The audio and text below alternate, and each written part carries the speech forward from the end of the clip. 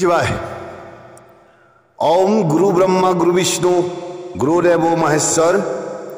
गुरु साक्षात् परम ब्रह्म तस्मै श्री गुरुभो नमः तस्मै श्री गुरुभो नमः। सर्वप्रथम समस्त भक्त श्री चरणाबिंदत सेवा आगबाइछु सेवा ग्रहण करिब। আজি আপোনালোকৰ সন্মুখত ধাৰাবাহিক হিচাপে মই এটা তত্ত্ব লৈ আহিছো, যিটো তত্ত্বৰ বিষয়ে ফেসবুকত ইউটিউব চেনেলত বহু সংখ্যক ভকতে প্ৰশ্ন কৰিছিল, মায়াবীৰ গুৰু যে আপুনি কৈ আছে, সেই মায়াবীৰ গুৰু কোন? সেই মায়াবীৰ গুৰু কেনেকৈ হল? এনেদৰে বহু কিছুমান প্ৰশ্ন আহিছিল। গতিকে মই ভাবিছো আজি সেই মায়াবীৰ গুৰুৰ বিষয়ে কিছু কথা আপোনালোকক সংক্ষিপ্ত হিচাপে কৈ পেলাওঁ। তেন্তে আহক আজি আমি জানিব বিচাৰিছো মায়াবী গুৰু কোন? মায়াবী গুৰু সেইজন হয় যিজনে সনাতন ধৰ্মৰ সংস্কাৰক বিনাশ কৰি বেদৰ পন্থ, বেদৰ ধৰ্ম, বেদৰ কৰ্তব্য কৰ্ম বিৰোধাচৰণ কৰি নতুনকৈ আদৰ্শ প্ৰচাৰ কৰি দৈত্যসকলক বেদ ধৰ্মৰ পৰা বিপৰীত দিশলৈ লৈ যোৱা শ্ৰী হৰি ভগৱন্তৰ গুৰু স্বৰূপকেই মায়াবী গুৰু বুলি কোৱা হয়।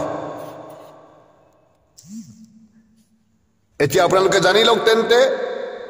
কোন কেইজন গুৰুৱে বৰ্তমান মনুষ্যক ঈশ্বৰৰ নামৰ সহায় লৈ বেদৰ ধৰ্ম কৰ্ম কৰ্তব্যৰ পৰা, বেদৰ সংস্কাৰৰ পৰা বিৰত কৰি আছে। সেইজনে হ'ল মায়াবী গুৰু।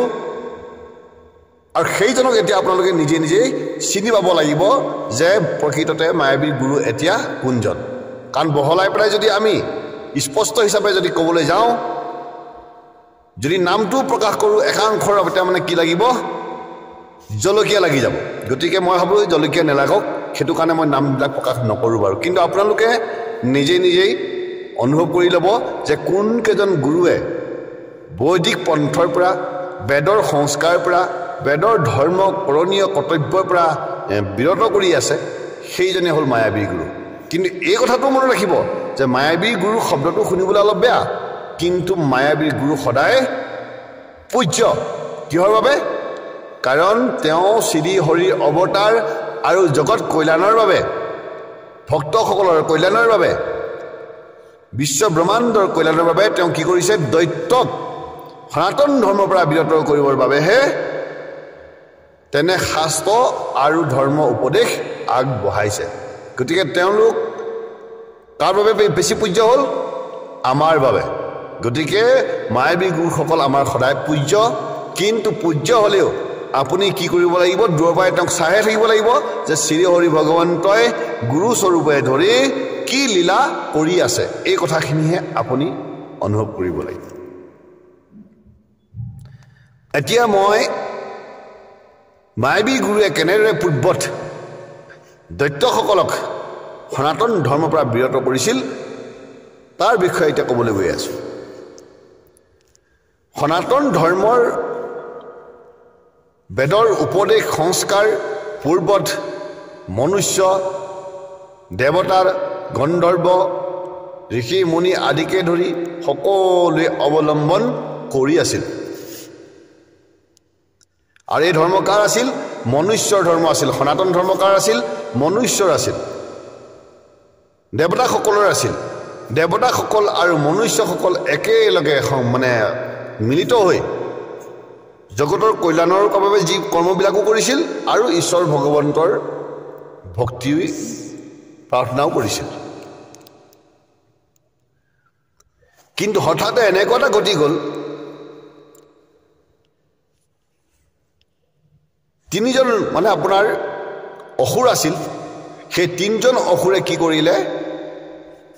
ব্ৰহ্মাৰ পৰা বৰ ল'লে যে যদিহে আমাক মাৰিব পাৰে বা যদিহে আমাৰ মৃত্যু হয় তেতিয়াহ'লে শিৱৰ হাততহে আমাৰ মৃত্যু হ'ব অন্যথা শিৱৰ বাহিৰে কোনো দেৱ দেৱী মনুষ্য গন্ধৰ্ব আদি কোনোৱেই তেওঁলোকক বধ কৰিব নোৱাৰিব এই বৰদানহে লাগে বুলি ব্ৰহ্মাৰ পৰা বৰ ল'লে আৰু ব্ৰহ্মায়ো বৰ দি দিলে সেই বৰ লৈ দৈত্যসকল গুৰু ওচৰ পালেগৈ গুৰু ওচৰত গৈ প্ৰকাশ কৰিলে যে হে গুৰুদেৱ আমি এটা অমৰ দৰে বৰদান লৈছোঁ যে আমাক যদি মাৰিব পাৰে শিৱহে মাৰিব পাৰিব শিৱৰ বাহিৰে কোনেও মাৰিব নোৱাৰিব আৰু আমাক শিৱই কেতিয়াও মাৰিব নোৱাৰে কিয় নোৱাৰে কাৰণ শিৱ তপস্বী বেশত সদায় থাকে গতিকে শিৱ নিজৰ স্থানত নিজে স্থিতি হৈ থাকে তেওঁৰ কোনো অন্য মানে কৰ্মত লিপ্ত নহয় গতিকে আৰু তেওঁৰ আমি ভক্ত হৈ যোৱাৰ পিছত আমাক কোনো মাৰিব নোৱাৰিব গুৰুৱে ক'লে যে হাই হাই সেই দৈত্যসকল বৰ ডাঙৰ মানে হেৰি ল'লা ভুল বৰদান ল'লা এই বৰদান ল'ব নালাগিছিল এতিয়া যদি তোমালোকে শিৱক যদি তোমালোকে পূজা কৰা তেতিয়াহ'লে তোমালোকে দৈত্য ধৰ্মৰ পৰা বিৰত হ'ব লাগিব দৈত্য ধৰ্মৰ বিৰত হৈ পেলাই তোমালোকে সনাতন ধৰ্মলৈ যাব লাগিব সনাতন ধৰ্মলৈ যদি তোমালোকে গুচি যোৱা তেতিয়াহ'লে তোমালোকৰ দৈত্য ধৰ্ম কি হ'ব কিন্তু এতিয়া উপায় নাই তোমালোকে যেতিয়া এই বৰ ল'লা তোমালোকে সনাতন ধৰ্মলৈ যাবই লাগিব যোৱা তোমালোকে এতিয়া কি কৰা শিৱৰ ভক্তিত বিলীন হোৱা আৰু সনাতন ধৰ্মক আচৰণ কৰা এই বুলি যেতিয়া মানে গুৰুৱে আদেশ দিলে দৈত্যসকলে কি কৰিলে গুৰুৰ আদেশত সনাতন ধৰ্ম অৱলম্বন কৰিবলৈ আৰম্ভ কৰিলে আৰু সমস্ত বিশ্ব ব্ৰহ্মাণ্ডৰ জগতৰ গুৰু শিৱ গুৰু মানি সনাতন ধৰ্ম সংস্কাৰ পালন কৰিবলৈ আৰম্ভ কৰিলে আৰু এনেদৰে সনাতন সংস্কাৰ পালন কৰি কৰি তেওঁলোকে বহুত শক্তিশালী হৈ গ'ল শক্তিশালী হৈ দেৱতা মনুষ্য সকলোকে অত্যাচাৰ কৰিবলৈ আৰম্ভ কৰিলে তাকে দেখি দেৱতাসকল আপোনাৰ ব্ৰহ্মা ওচৰ পালে গৈছে হে প্ৰভু ব্ৰহ্মা আপুনি যি বৰদান দিলে সেই বৰদানত দৈত্যসকল মহাশক্তিশালী হৈ পৰিছে মনুষ্য গন্ধৰ্ব দেৱতাসকলক থাকিবলৈ দিয়া নাই অশান্তিৰ সৃষ্টি গতিকে আপুনি যিকোনো প্ৰকাৰে এই দৈত্যসকলক বধ কৰক ব্ৰহ্মাই ক'লে মই কেনেকৈ বধ কৰিম মই নিজে বৰদান দি নিজে আপোনাৰ বৰ দি পেলাই মই মাৰিব পাৰিম নে তেওঁলোকক মই মাৰিব নোৱাৰোঁ যোৱা বিষ্ণুৰ ওচৰলৈ যোৱা দেৱতাসকল বিষ্ণুৰ ওচৰ পালেগৈ বিষ্ণু ক'লে যে হে প্ৰভু ব্ৰহ্মাৰ বৰত দৈত্যসকল মহাশক্তিশালী হ'ল গতিকে দৈত্যসকলৰ কিবা এটা নহয় কিবা এটা ব্যৱস্থা কৰক শ্ৰীহৰি বিষ্ণুৱে ক'লে মই কি ব্যৱস্থা কৰিম কাৰণ সিহঁতে বৰ লৈ থৈছে যে শিৱহে মাৰিব পাৰিব অন্য কোনো মাৰিব নোৱাৰে তেতিয়াহ'লে মই কি কৰিম এতিয়া মইতো একো কৰিব নোৱাৰোঁ গতিকে যোৱা তোমালোকে শিৱ ওচৰলৈ যোৱা আকৌ দেৱতাসকল শিৱ ওচৰ পালেগৈ শিৱক ক'লে যে হে প্ৰভু হে পৰমেশ্বৰ ব্ৰহ্মাও নোৱাৰে বিষ্ণুও নোৱাৰে শেষ আশা লৈ আপোনাৰ ওচৰত আহিছোঁ এতিয়া আপুনি কিবা এটা নহয় কিবা এটা কৰি দৈত্যসকলৰ বধ কৰক শিৱই দেৱতাসকলক ক'লে যে দৈত্য দেৱতা গন্ধৰ্ব মনুষ্য সকলো মোৰ বাবে কি যি মোৰ ভক্ত সি মোৰ ভক্ত হৈ আছে আৰু ভক্তক কেতিয়াও মই নামাৰোঁ ভক্তক কেতিয়াও মই বধ নকৰোঁ সিহঁতেতো মোক কোনো অপমান কৰা নাই সিহঁতে মোৰ লগত কোনো জগৰ লগোৱা নাই তো মই কেনেকৈ দৈত্যসকলক মাৰিম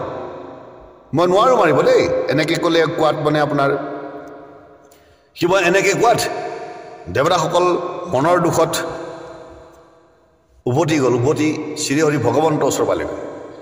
শ্ৰীহৰি ভগৱানক ক'লে যে হে প্ৰভু ব্ৰহ্মায়ো মাৰিব নোৱাৰে আপুনিও নোৱাৰে আৰু শিৱয়ো বধ কৰিবলৈ বাবে বাধা কৰিলে মানা কৰি দিলে যে মই নোৱাৰোঁ মাৰিব এতিয়া আমাৰ কি গতি হ'ব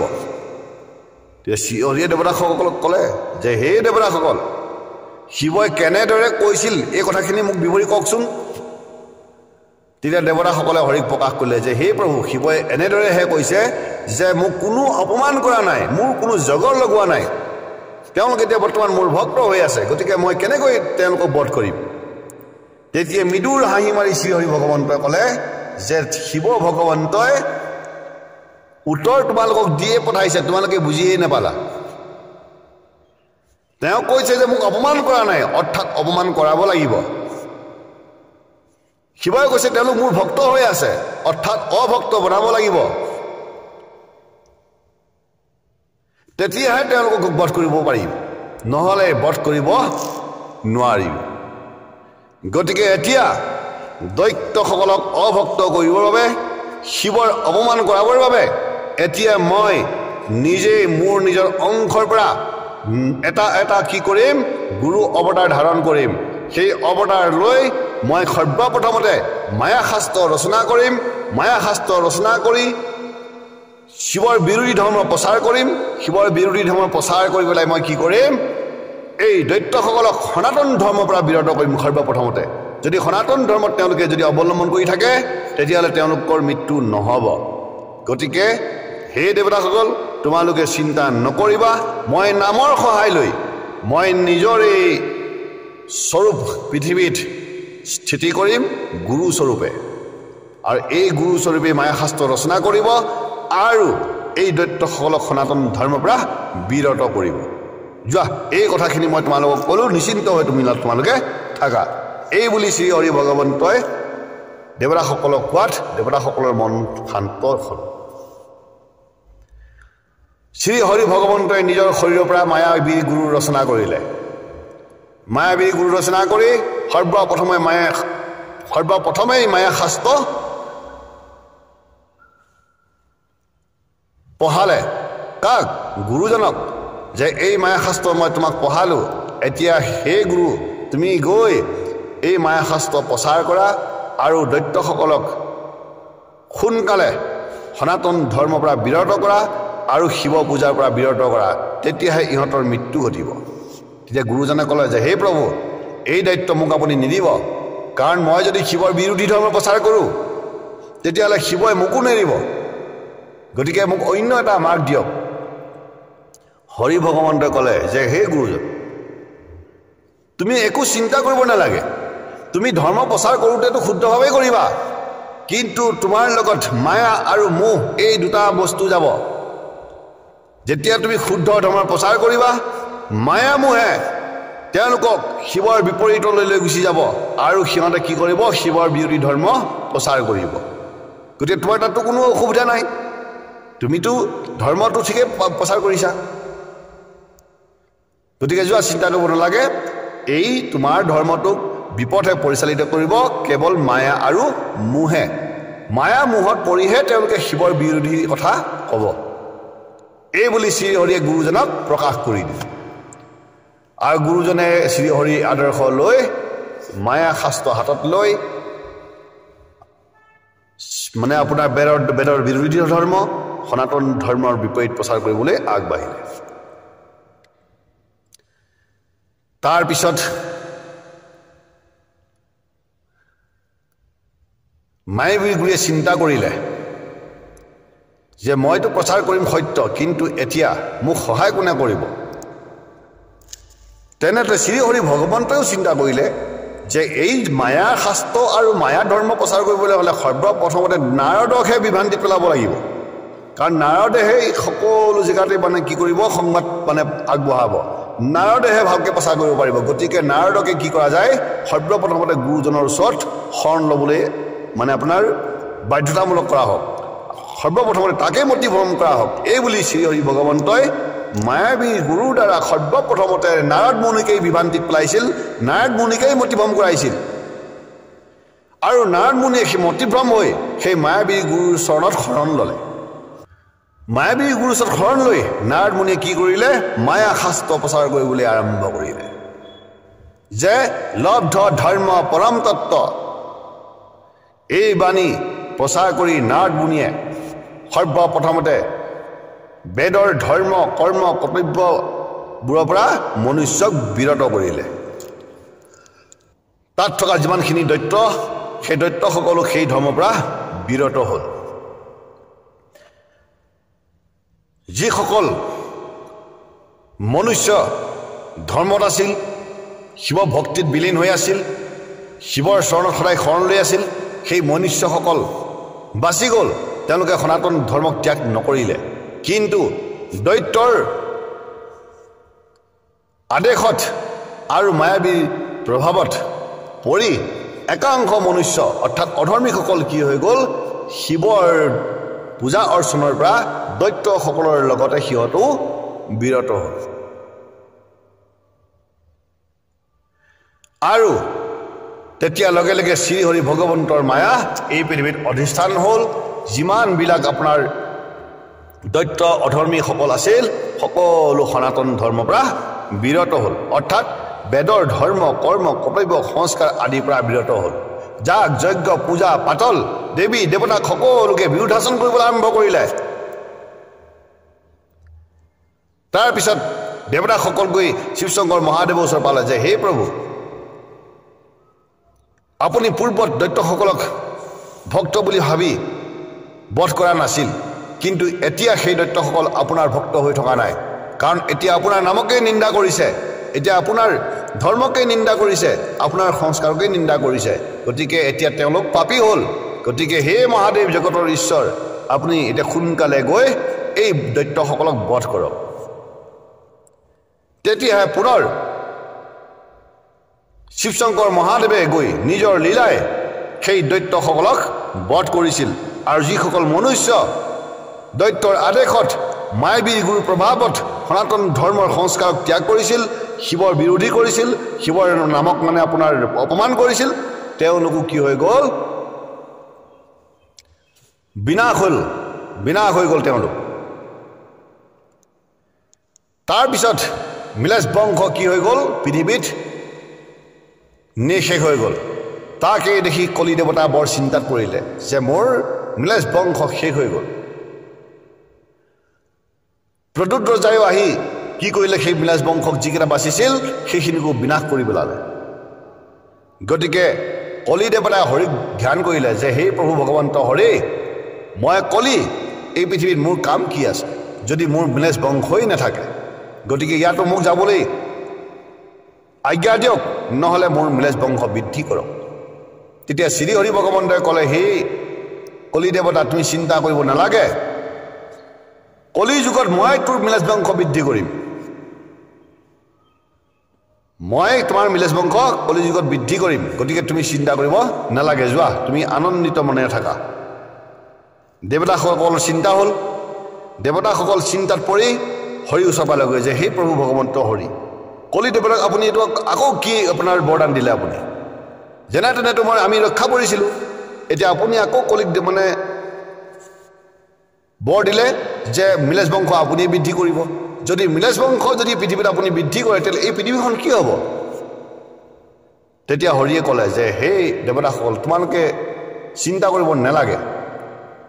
কলি যুগ মানে হ'ল দৈত্যৰ যুগ দৈত্য যুগত মিলেশৰ যদি বৃদ্ধি নহয় তাৰ বৃদ্ধি আৰু যদি কলি যুগত যদি মিলেশৰ বৃদ্ধিয়ে যদি নহয় তেতিয়াহ'লে কলি যুগ কেনেকৈ বিনাশ ঘটিব কাৰণ কলি যুগৰ আয়ু বহুত কম আছে গতিকে এতিয়া চিন্তা কৰিব নালাগে এই কলি যুগত মিলেশ বংশ বৃদ্ধি কৰাৰ মূল কাৰণেই হ'ল কলি যুগৰ আয়ুস কম কৰিব লাগিব আৰু সেই কলি যুগত মই আকৌ পুনৰ সেই মিলেশসকলক বিনাশ কৰিম কল্কি অৱতাৰে গতিকে তুমি সেই কথাখিনি তোমালোকে সেই কথাখিনি চিন্তা কৰিব নালাগে সেই দেৱতাসকল তোমালোকে যোৱা যি মিলেশক মই বৃদ্ধি কৰিছোঁ সেই মিলেশক পুনৰ মই কল্কি অৱতাৰে বিনাশ কৰিম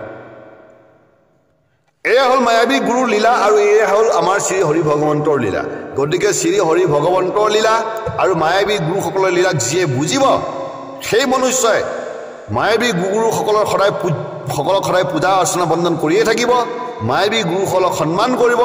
কিন্তু নিজৰ ধৰ্মক কেতিয়াও পৰিত্যাগ নকৰিব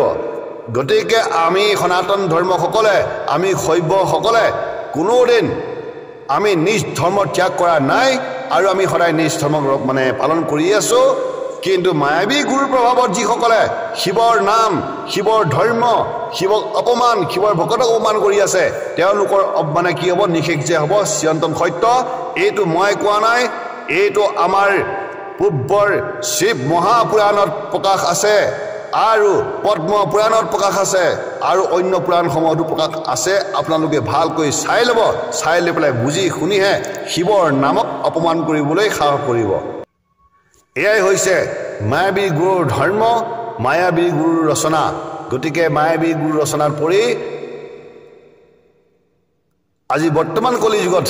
যি গতি হৈ আছে সেয়ে মানে আপোনাৰ প্ৰত্যক্ষ স্বৰূপ গতিকে ইমানকে কৈ মই এই ধাৰাবাহিক হিচাপে প্ৰকাশ কৰা মোৰ এই আখ্যানটো মই সমাপন কৰিছোঁ সকলোৱে এই পবিত্ৰ আখ্যানৰ অনুগামী হৈ শিৱ শংকৰ মহাদেৱৰ নাম ধৰ্ম অপমান যাতে নকৰে ওম নমঃ শিৱায় ওম তৎসৎ